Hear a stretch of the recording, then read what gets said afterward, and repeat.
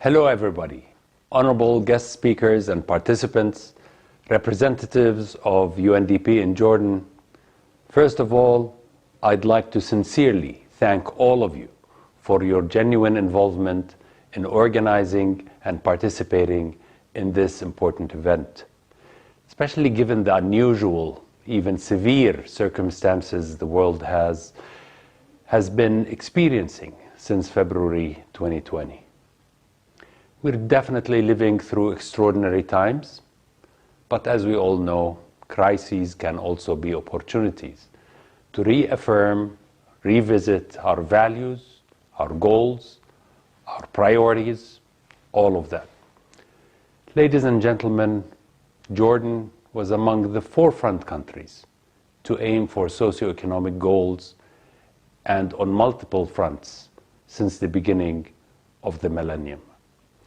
Considerable achievements and milestones in the area of poverty eradication, maternal and child health care, infectious diseases, universal primary education, environmental sustainability, and social security protection, all of these have been achieved.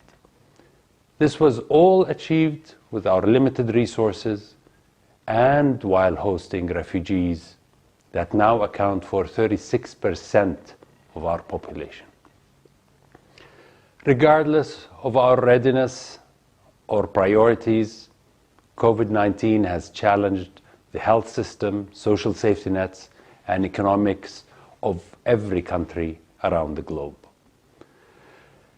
And when I reread the 17 Sustainable Development Goals of the UNDP, I realize that the pandemic has simply imposed a crash course in all 17 goals upon all of us.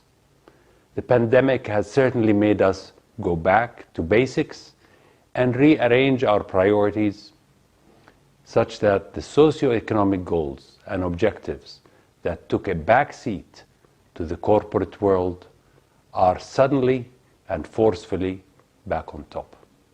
We all remember the maximizing shareholder value maxim that many of us have memorized, studied, and were tested about in our economics classes and in business schools since the 1980s. All of this has been obliterated.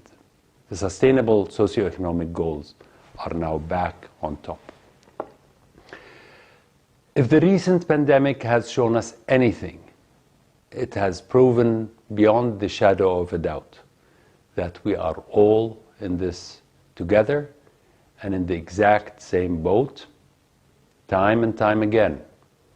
And as His Majesty King Abdullah II made abundantly clear in his address to the UN several days ago, the world has shown us that acting individually proved to be unwise, be it on a family scale or a country scale. Acting collectively and responsibly is the only way to go forward. Social security institutions and pension funds are a great part of the solution. Instead of the maxim of maximizing shareholder value, pension funds can play an instrumental and transformative role to articulate a new maxim of values that maximizes sustainable, local and global welfare by unleashing human talent and creativity, protecting the most vulnerable, and creating systems of local and global solidarity. I am sure that sharing the latest experience of every country involved in this event will help articulate that transformation.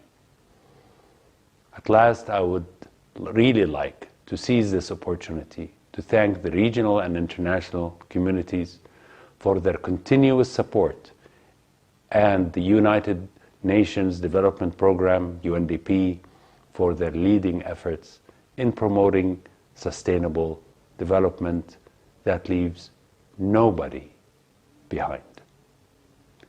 Thank you for listening, and God bless.